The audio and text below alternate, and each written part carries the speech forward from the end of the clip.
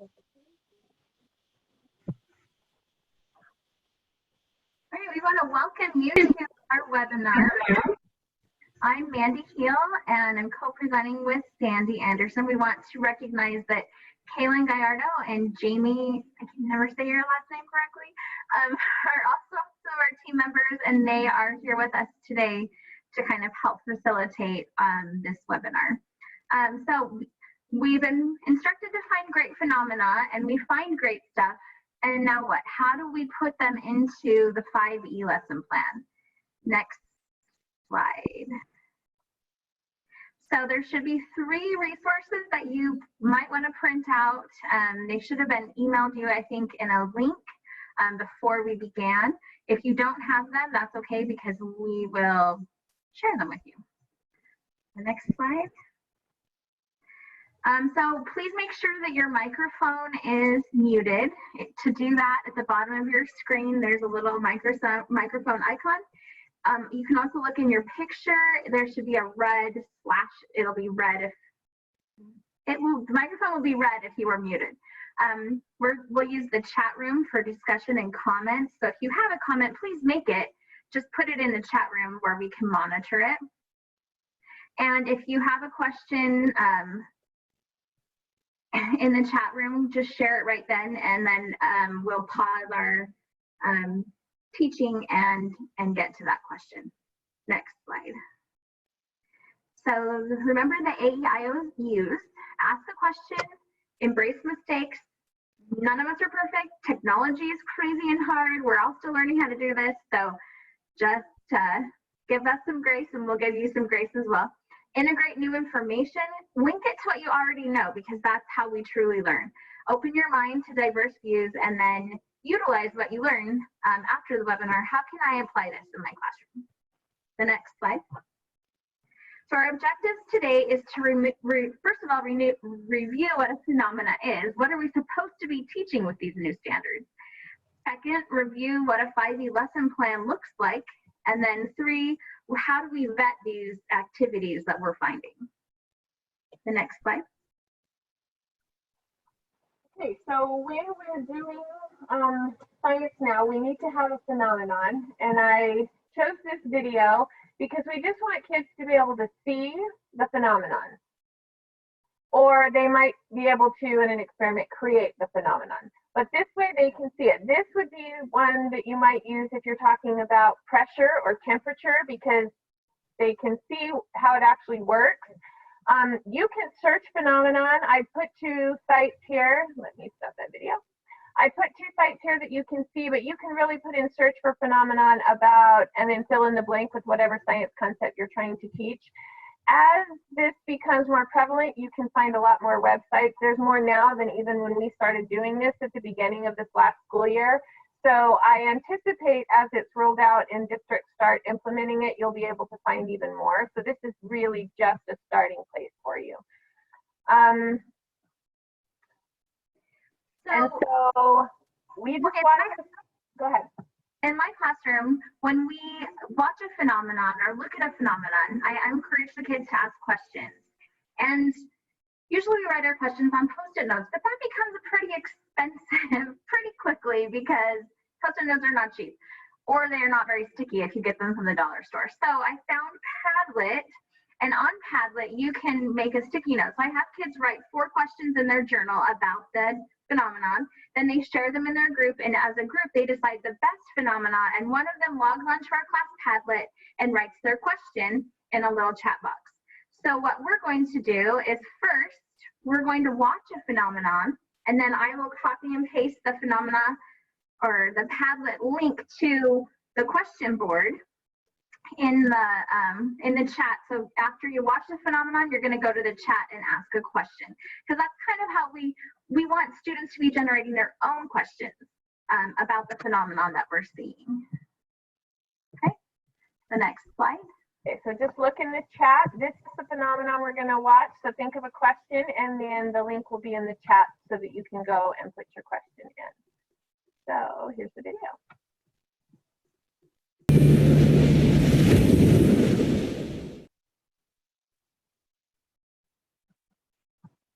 Okay, so if you go to the Padlet and then put a question in that you have about the phenomenon that you just watched. Sandy, if you want to click on the Padlet as well, then we can look at everyone's questions too. If you click on the link in the chat. Okay, whoops, let me go back.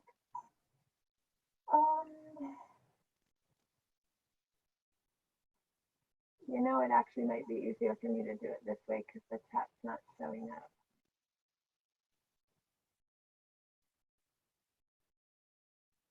And then I think you have to make one. Oh no. Nope, it shows up. Now, if you see that snowman up at the top by where it says anonymous, you can change the color of your Post-it note.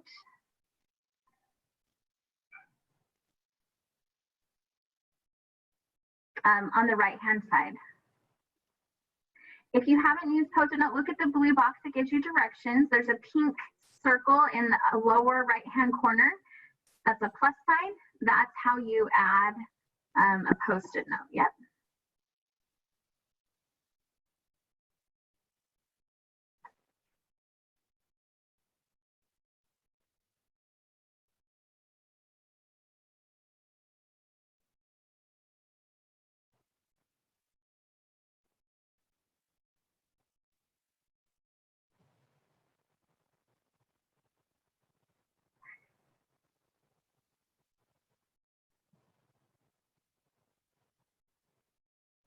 Can I move them? So you can see how the questions appear here on the Padlet.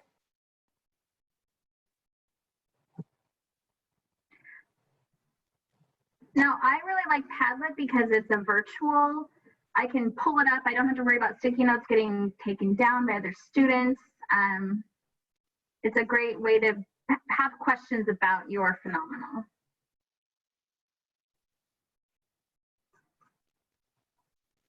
And it's fun for the kids because they can rate questions. They can, depending on the group you have and what you decide to do with them, you can take it a little further and let them really have some fun with it.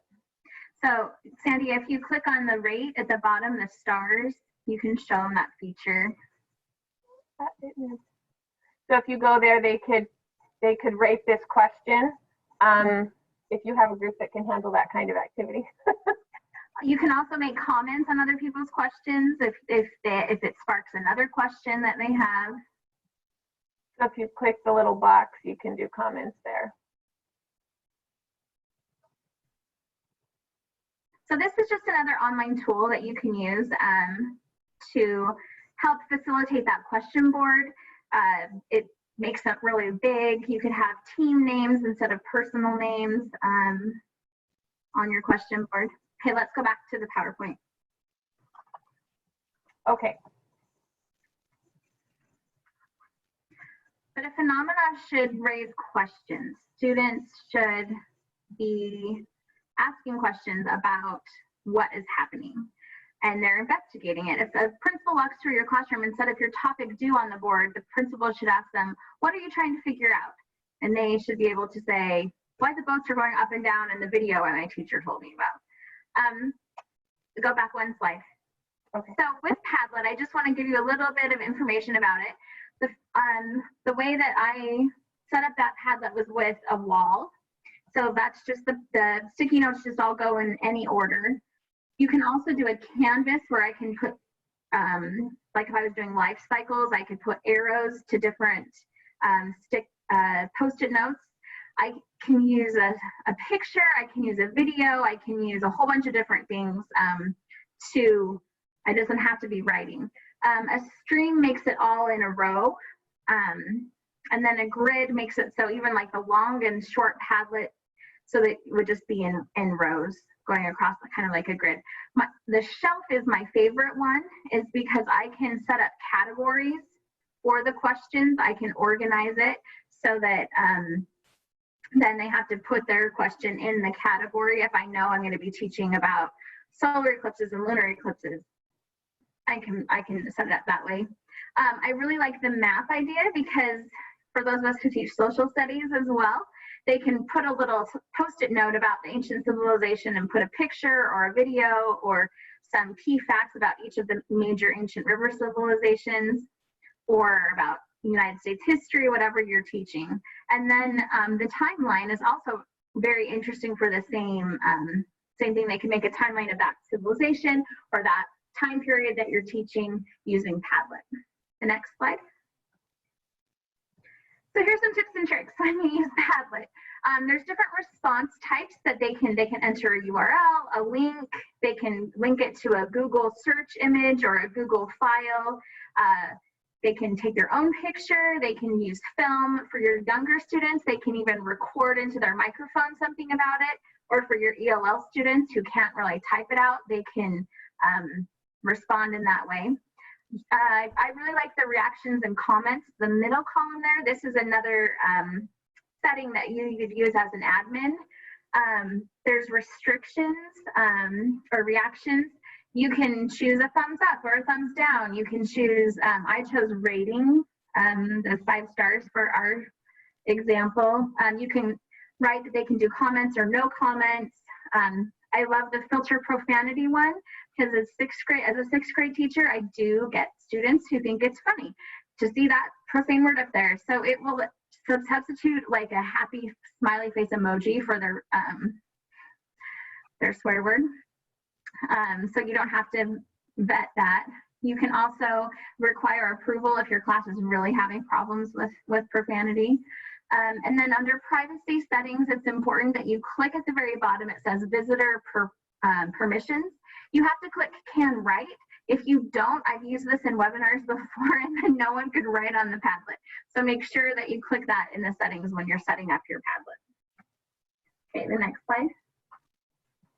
Okay, so what are the 5E lesson plan parts? Type them in the chat if you know one.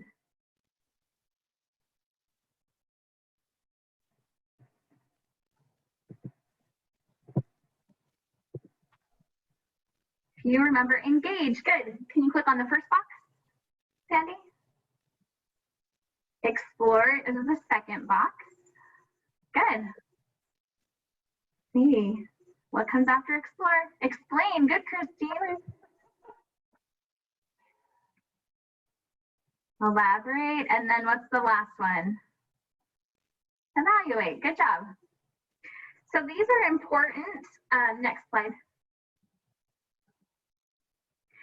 So these are kind of some short explanations of each of these parts of the 5E lesson plan. After you found your phenomena, now we have to know where to put it. So in engage, that's a short activity that promotes curiosity. You want those questions triggered. You also want to expose any misconceptions students might have, and they're engaging in that investigative or that anchor phenomenon for your sequence or unit. In explore, students do a common activity all together. There's no teaching, there's no vocabulary. Students are making the meaning. They're coming up with weird vocabulary words and you're like, what the heck? That's okay, because that's what you want. You want them to be creating that meaning on their own, because then they have ownership of that. Their brain thinks it's novel and important. And then in the explain phase, you say, oh, well, you called it this. This is what scientists call it. And we need to have a common term for all scientists in the world so we know what we're talking about. So this is the vocabulary to describe what you learned about before. So you introduce that academic vocabulary. You can use teacher guides. You can give them graphs and charts and articles to explain what's going on. You want them to come at the understanding themselves. This isn't like a lecture portion. They're coming up with the meaning, but you're giving them the resources to do that. And then sometimes if you're doing 2 concepts in one sequence, you might go back and explore and then explain a second concept related to the first concept. So sometimes your 5E lesson plan will have 5. And sometimes it will have 7 if you're trying to teach them 2 concepts. For example, when we did our lesson plan on eclipses, you have to teach them about solar eclipses. You have to teach them about lunar eclipses. So that lesson plan, we had engage, explore, explain solar, explore, explain lunar, and then we moved to elaborate. So that's So you might have five lesson plans, you might have 7. In the elaborate stage, this is where you find an analogous phenomena, something similar but a little bit different in a different context, for them to really dig down into those cross-cutting concepts and that understanding to make sure they get it. And then finally evaluate it as an analogous phenomenon. There's no new ideas, but students are accessing their pre-understanding to explain what's going on. The next slide. So if we think back to when we were in college, when I was in college, maybe not you, maybe you're younger than me, but Madeline Hunter was like the best lesson plan ever. And these were the different parts to the Madeline Hunter lesson plan: input, model, guided practice, anticipatory set, and independent practice. They're right there in green.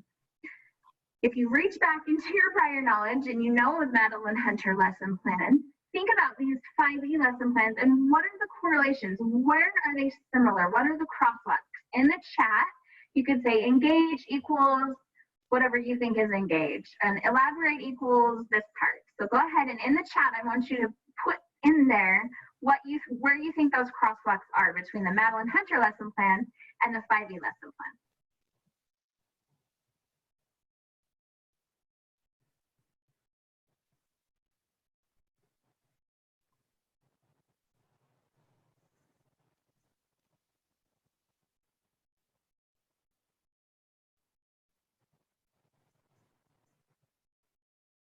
Yes, engage is the same as the anticipatory set in Madeline Hunter. It's where you're grabbing the hook, grabbing their attention.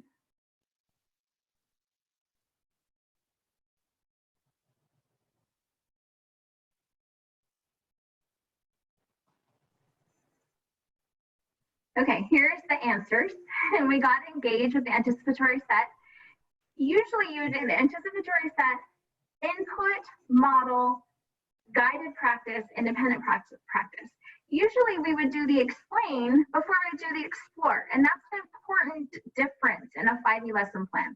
We want the students to explore it, model it on their own without the teacher giving them information. So they come up with the mindset, the schema on their own. And then we give them tools to help explain. So that's where it's kind of a flipped correlation between Madeline Hunter and the 5E lesson plan. But it's an important shift that we need to recognize. The next. Oh, the question that you should ask students, they should ask themselves is, what are we trying to figure out? That's what principals should be asking as they come through your room. Go ahead, Sandy. Okay, so every single part of a standard, the way it's written, every word is important. So if you look, this is our standard in Earth and Space Science, is to develop and use models to construct an explanation without the crossed off parts. It says of how eclipses, moon phases, and tides occur within the sun, earth, and moon system.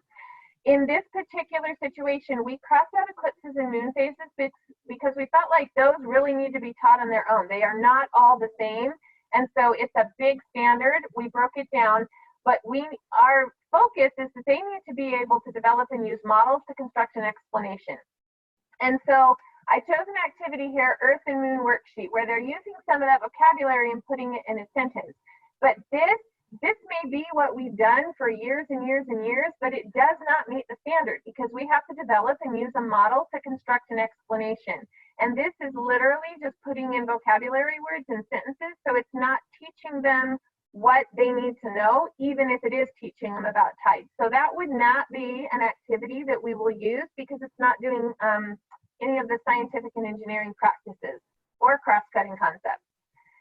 This one is a little bit better. It's coloring in the correct tide. I pulled this from a worksheet where they had a lot of different things that the kids could do, and it's all models that they're working with, but they're not developing those models, and they're not constructing explanations with those models. They are simply just trying to still label the model. They're working with models, but they're not doing what the standard says, which is developing them and using them to construct their explanation. So then this would be an activity that would be better. I have here 3 pictures of the Day of Fungi, and the video that I've already shown you, because we're going to use those and explain to the kids that those happened in the same day. And then we have this model tracker where they know that they're working with tides, and so they need to draw their initial thinking about tides. We don't really anticipate that this is going to be accurate. I mean, maybe you'll have a kid in the class that knows everything there ever was to know about tides, but most of them won't. So they're going to draw their initial thinking and explain why they think that. And then as we move to the next step in Explore and they learn a little bit more, they're going to decide if they want to revise their initial thinking, if they want to refine it, abandon it, or create it. They have to choose one, and then they can do what they need to do with their model. And then over here, they're going to explain their thinking again. And that way you can't have a kid just be lazy and circle something and make up whatever they want to. They actually have to do what scientists and engineers do. They have to revise their thinking, or they have to abandon it and start over based on the knowledge that they have from the phenomenon that they're working with. So this isn't just fill in the blank or learn vocabulary. This is actually trying to apply their knowledge to natural things.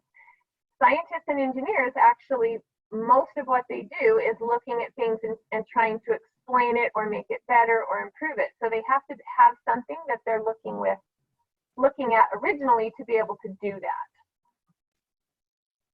Okay, so we have a phenomena. We know about the 5 E's. We think that this particular activity would meet the standard, which is the most important. Even if it's your favorite activity, if it doesn't meet the standard, you don't have time to teach it anymore because we have to go so deep with these standards.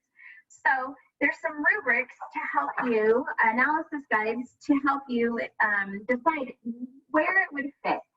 So each of the 5 E's has a different analysis guide, and you can print them off. But they kind of are similar, and we're going to show you how the different parts of the rubric work. So the first part is, part 1 is an overview. What's the major concept to be developed? What's your big idea? What's the concept to be developed in this phase of the 5 E's? What are you trying to have them, in this case, explain? Because it says explain analysis guide. What do they need to have explained to them? List vocabulary words. And this one is engage. What questions might they come up with in the engage phase? So then you would say, what's the source of this activity? If it's a source of an activity that you have to pay for every year, that might not be the best activity. And then what is the activity that you need to analyze? What's the source of the activity is also good for copyright reasons in case that's an issue at your school. Okay, next slide. Okay, so once you have your source, you need to make a decision, and we're going to use the rest of the rubric to do that.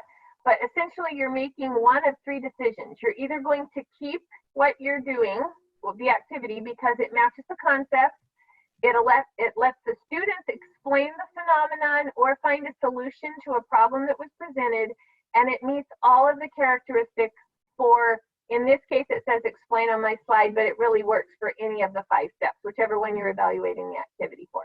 If it absolutely matches and it's great and it has kids explaining that phenomenon and it meets everything for the explain, keep it. You don't need to do anything. That's an activity you absolutely can use. Sometimes though, when you look at an activity, there's a few distracting ideas. There might be a piece of it that doesn't apply to the standard, but it's really fun, included in the activity. In that case, you may need to tweak it a little bit, change it, take out the extra parts that don't really apply to the standard, or put it in a better context for what you're teaching. In that case, you can just make changes. You may need to toss it. If it has a lot of distracting ideas, or only a small part applies to the standard, or if nothing applies to the standard, or if it doesn't engage students, if it's just, you know, the worksheets that so many do, then that's an activity that you would trash because it doesn't fit with what we're trying to teach kids and with what the standard and the objective is for what we're teaching them. Here's the trick. You have to be honest with yourself. I know we all have our favorite things that we've always done with kids, but if it doesn't meet the standard, it's a waste of our time, and we do not have time to waste with as much as we need to teach them. So even if it's something you used for 20 years, or even if it's something you've only used for 2 years that you really love, if it doesn't fill the rubric and it doesn't apply to the standard and it doesn't meet the check marks that you need to meet, then you either need to tweak it or trash it, even if it breaks your heart, because we've got to teach kids not keep our favorite activity. Okay, so then you're looking for some key characteristics. So you're thinking about what particular 5E you are looking at. And there's some different questions because each 5E is different. So part 2 is really specific to that 5E trait that you're looking for. So then you would write check yes or no, and then what evidence or ideas for improvement you might have are over on the side right here. So how many, I was gonna have you look, but I'm not sure if everyone printed all the 5E lesson rubrics. So maybe we'll skip that. I was gonna have you compare 2 different 5E rubrics, the explain and the engage, and see how the questions were different. But I think with time, we're gonna skip that for now. So just go to the next slide, Sandy. Okay, so then this one is part 3, which is analyzing the thinking. We're teaching the vocabulary, but we want the kids to be able to explain it in their own terms to really show that they understand it. So even if they're not using the correct vocabulary, we're teaching it to them. You have to have the natural phenomenon in this. You can't just get rid of that. It's not a suggestion, it's crucial. But for the assessment and for the kids really applying it, the tests and assessments and evaluations, they're going to be asked to apply this to things that they've never seen before. So they may create a completely, just out of the blue, they created something that doesn't even exist that the kids have to apply their knowledge to. So it's really important that you're using that phenomenon so that they know how to apply it. Otherwise, they're going to get to their assessment and they're going to be lost. And we don't want that because we want them to understand and feel successful so that they really think of themselves as scientists and engineers. We have to vet the activities because there's so little time to teach. It's really important that we're picking activities that are applicable. And it's not just about the content. We've got to be teaching them cross-cutting concepts, and we also have to be teaching them now the science and engineering practices. Any science you're teaching where the students are not engaged in science and engineering practices is not teaching kids and preparing them for the world. They need to be successful with those practices. And it doesn't just apply to science. So scientific and engineering practices apply to every aspect of their lives and success. So we need to make sure that as we're vetting activities, we're keeping that in mind and we're really making sure that the kids are practicing those things so that they can be successful. The activity has to require them to think, understand the phenomenon, and use the practices and cross-cutting concepts. And if you look at the checklist, it has the things in it that you need. And so it's really important. At first, as you're getting used to it, just like we did, I would actually use those checklists and read them, yes or no. After you've done it a while, you're not going to need those checklists because you'll have it in your head. You'll be able to look at activity and automatically know, oh yeah, that's going to work, or yeah, that's really not going to. But at first, as you're getting used to it, those checklists are so important because they really do make sure that you're meeting what needs to be met to meet each of those standards that we're trying to teach our students. Okay, part 4 of the rubric for each of the different 5Es is my favorite part because this is where we get to revise the activity, where we get to take out those distractors, where we can change things to align them closer to the standard so we can keep that activity that we love to do. So if you look at those questions, and then those are the questions you ask about the activity, and then you write down how you can change it to make it better, to make it fit the standard. What part do I need to take out? What visual do I need to not have in there so that it's not confusing for students? How could the students explain the natural phenomenon in a way more closely related to the concept, not just the standard? So it's really important, and this is my favorite part because then I get to keep those things I love to teach, but they more closely align to our actual standard. Because of time, we're not going to do the question in the chat. So go ahead, Sandy. Okay. So now I have to skip ahead. Give me a minute. We have We're gonna have to do. I think we should all just do it together. Okay. So we were going to do breakout rooms, but we don't have time for that. So you have the activities? Are they in the document? They should be, people should have printed them. If they didn't, let me, I'll put in the chat the 3 documents, a link to them. I sent everyone an email prior to this webinar with the link in it.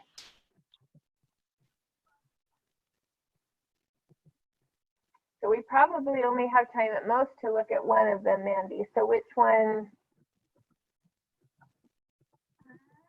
Let's do activity 2. If you didn't get a chance to print them, you can go to the link in the chat and we'll go to activity 2 is the one we'll look at.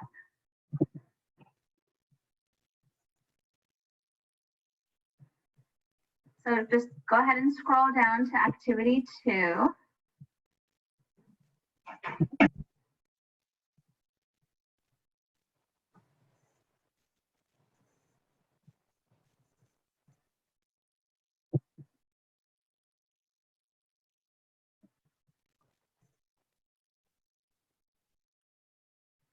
Okay, and I'm going to give you a 30-second scan time. This is a strategy I learned this morning from another teacher. So I'm going to give you 30 seconds to scan activity 2, and then in the chat, I want you to tell me which of the 5 you think that this activity would mostly align with, and why you think that. I'll write that question in the chat for you.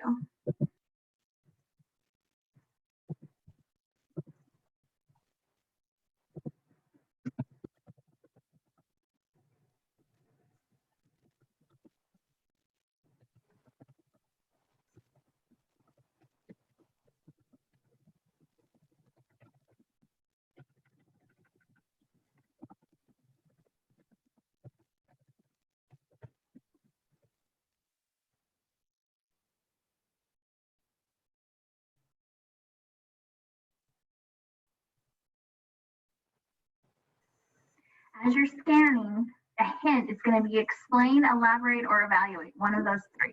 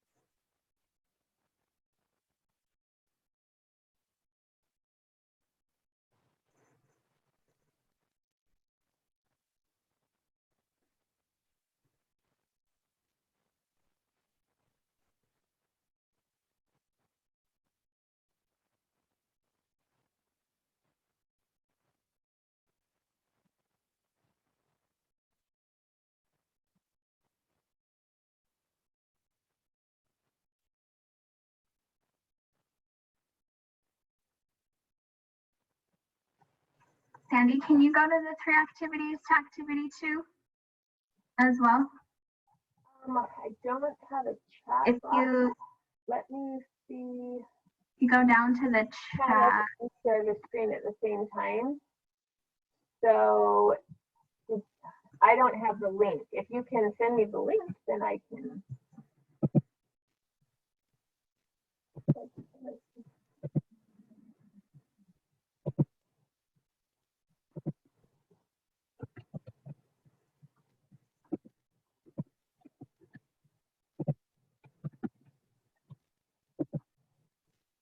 Okay, I just emailed you the link.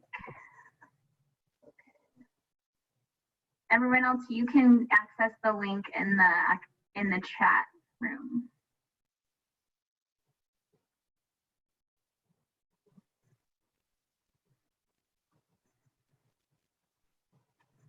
And we're doing the second activity. Yeah, activity 2. Let's see if this works. How's that? Can you see it? Yeah. Okay. Well, we'll go down to activity 2. There we go. Okay, so if you did not, if you couldn't follow the link, Sandy has the link up there. Okay, Patty, why do you think it's part of Explore? What is your evidence? Remember, Explore is the very first one where you're trying to grab their attention.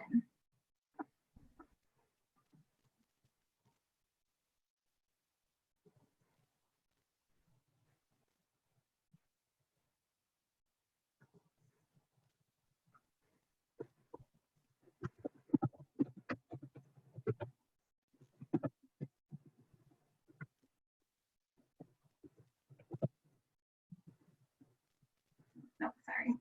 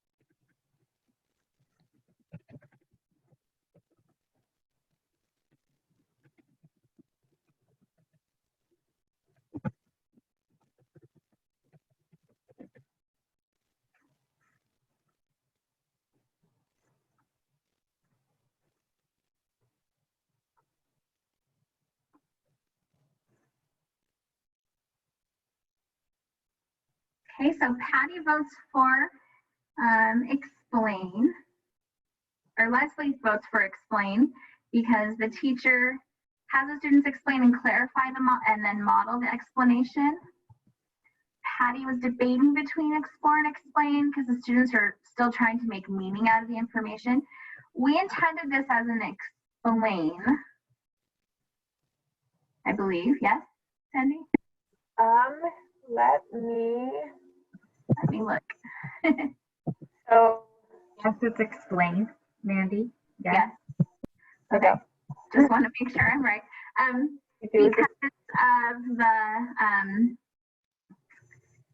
Because the teacher's giving additional information, additional readings.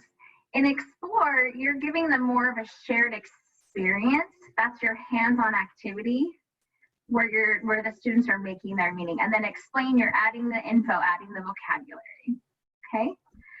So I don't think we have time, if we're gonna have questions at the end, to go through any of the other ones, but you do have these 3 activities now, and you have our PowerPoint will give you the answers. So now that we know that this is an explain, then you would go to your rubric and you would answer these questions about the explain. Is it a good activity for explain, or would it not be a good activity for explain? And that's what we were gonna do in our breakout rooms. So, but unfortunately, the time is running out on us because we want to have time for questions. Sandy, is there anything you wanted to add about this piece? No, I just think that this is such a crucial part because we all are teachers and we have those activities we love that we know the kids love, and they don't necessarily all meet the new standards.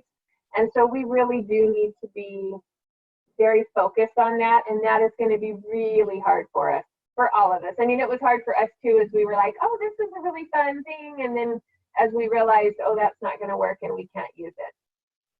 So for example, we taught moon phases. Go to the next slide. I think we taught moon phases, and everybody loves the Oreo cookie moon phase thing, where you get the Oreo cookie and you make the little white part that matches the moon phases. Does it really fit a standard? Does that really fit in our 5E sequence? The kids love it because, of course, Oreos, but does it really fit? When we used this rubric, it was not a good activity. So we left it out. So you just have to make sure that your favorite activity actually teaches the standard And you might find a new favorite activity when you see how excited the students get and the kind of discussion and debate that happens in your classroom and the thinking that occurs. I wasn't as sad not doing the Oreo cookie thing because I was so excited about what I saw was going on in my classroom. So go to the next slide. So there's 4 keys when you're vetting activities. Does it meet the standard? Does it explain a phenomenon? Does it fit into one of the 5E lesson plan parts? Oreo cookie activity didn't fit. And then if it doesn't fit, is there a way I can modify it to make it better so that it will fit? If there's not, don't force it, find a different activity. Sandy, is there anything you wanted to add? No, that's really it. So what questions do you have that we can answer? We really want